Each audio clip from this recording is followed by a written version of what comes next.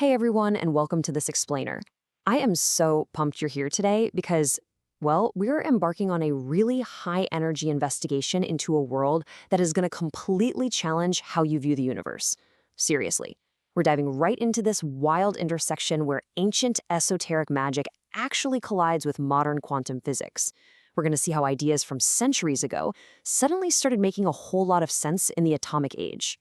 So right off the bat, I want to pose a massive, paradigm-shifting question directly to you. What if magic is really just undiscovered science? Think about it. What if the alchemists of the past weren't just these superstitious dreamers, but were actually early physicists, just observing the exact same universe we do today, but through a totally different lens? Keep that question in the back of your mind as we go through today's explainer. All right, let's take a quick look at our roadmap for connecting Soviet physics to ancient alchemy. We'll start with the dawn of magic, then define fantastic realism, see where alchemy meets modern science, explore Kozyrev's physics of time, decode the phrase as above, so below, and finally examine the occult revival. Okay, Section 1, The Dawn of Magic, the book that shattered the 1960s. To really understand how this whole thing started, we have to look at our two main figures. Louis Pauwels, a French journalist, and Jacques Bergier, who is this brilliant chemical engineer and nuclear physicist. And Bergier's backstory alone? Absolutely incredible. Back in 1937, he allegedly meets the elusive alchemist Fulcanelli. Then, during World War II, he's working in the French resistance, literally helping destroy a German atomic plant, before being arrested and tortured by the Gestapo in 1943. He survives all that and later teams up with Pauwels. Together, they spent 5 years gathering the most bizarre, overlooked scientific and historical anomalies they could find. The result? In 1960, they published The Morning of the Magicians. And guys, it hit the dreary, black and white existentialist culture of 1960s Paris like a meteor. People were just tired of all the angst, right? They wanted wonder, and this book delivered it, leading right into the launch of the wildly successful Planète magazine in 1961. Moving on to Section 2, Defining Fantastic Realism, a fantastical journey into reality. So Pauwels and Bergier unleashed this philosophy on the world that they called fantastic realism. Their main argument? We don't actually need to invent fairy tales or escape into pure fantasy to find the miraculous. Reality itself, the literal physics of the cosmos, strange historical artifacts, the deep capabilities of the human mind, it's all already deeply fantastic. The crucial point here is that to actually see this, we just need to drop our usual prejudices. We need what they called, borrowing a bit from mysticism, an awakened state of mind. This allows us to connect the dots between science, magic, and history. Which brings us to Section 3, Alchemy meets modern science, parallels across time. This perfectly illustrates how both realms might be looking at the exact same universe. Take a look. On the left, we've got traditional alchemy, talking about transmuting matter, connecting to astral configurations, and exploring the inner firmament. But then on the right, modern physics, manipulating energy fields, investigating quantum mechanics, and observing stellar synchrony. Remember, Jacques Bergier was a nuclear physicist. He basically realized that modern science was doing exactly what alchemists had always dreamed of, changing the fundamental structure of matter. Releasing the energy of the atom was, in a very real way, the ultimate alchemical transmutation. But here is the real secret of alchemy. The great work wasn't actually about getting rich by turning lead into gold. Not at all. For the true adepts, transmuting metals was entirely secondary to the spiritual mutation of the alchemists themselves. The actual process of observing and changing matter was supposed to elevate the observer's consciousness into that awakened state we just talked about. Science and spiritual growth were viewed as one single, unified action. All right, Section 4, Kozyrev's Physics of Time. Time as a measurable physical force.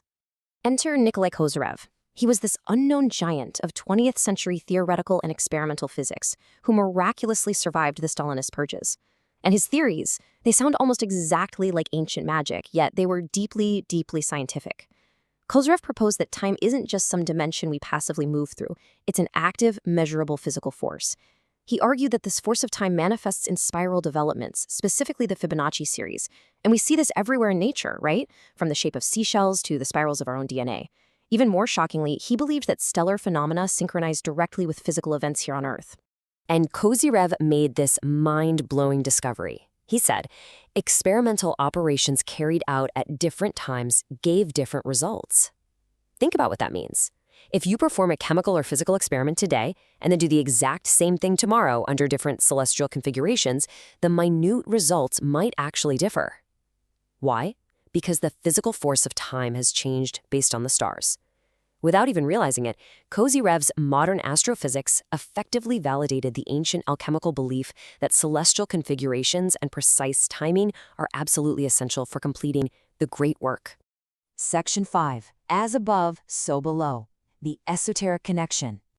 This brings us to one of the most famous maxims in all of esoteric history, straight from the ancient Emerald Tablet. It states, "What is below is like what is above, and what is above is like what is below."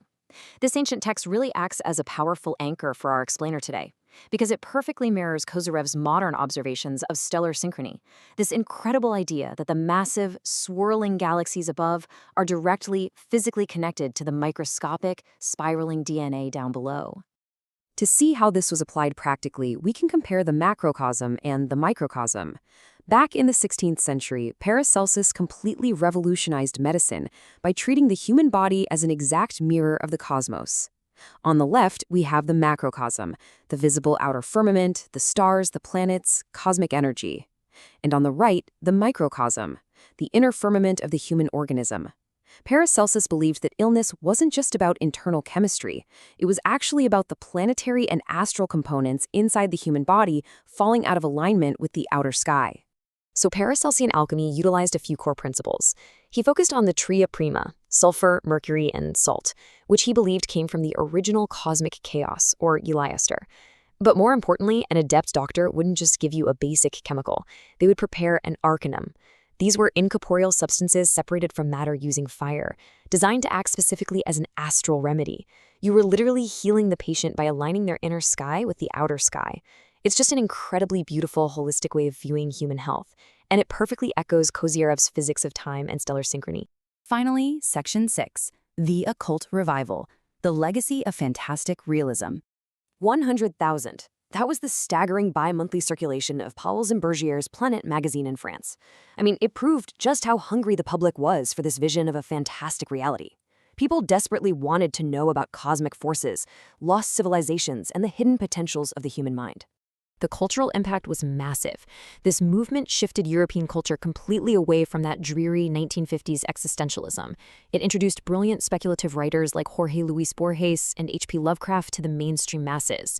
Furthermore, by operating as impartial journalistic investigators, Pauwels and Bergier exposed the occult underpinnings of major historical events. They reported entirely neutrally on everything from Soviet parapsychology programs to Nazi mysticism, bringing these hidden historical currents into the light without endorsing them in any way. Ultimately, their work helped birth the entire New Age counterculture of the 60s and 70s. But there's a distinct philosophical difference in how we handle all this information. The famous horror writer H.P. Lovecraft actually believed that the most merciful thing in the world is the inability of the human mind to correlate all its contents. He feared that if we ever connected the dots of the universe, it would just drive us mad. But fantastic realism? It takes the exact opposite approach. Pauwels and Bergier optimistically demanded that we absolutely must connect the dots. For them, discovering the deep links between the stars, our DNA, quantum physics, and ancient alchemy isn't terrifying, it's liberating. And that brings us to a final question for you. Are you ready to enter the awakened state and discover the magic hidden in the architecture of your own reality? Whether it's the profound physics of Nikolai Kozyrev or the medical alchemy of Paracelsus, the universe is practically begging us to look closer, drop our prejudices, and realize just how fantastic our reality truly is. I really hope this explainer has inspired you to step outside, look up at the stars, and view the universe and yourself just a little bit differently.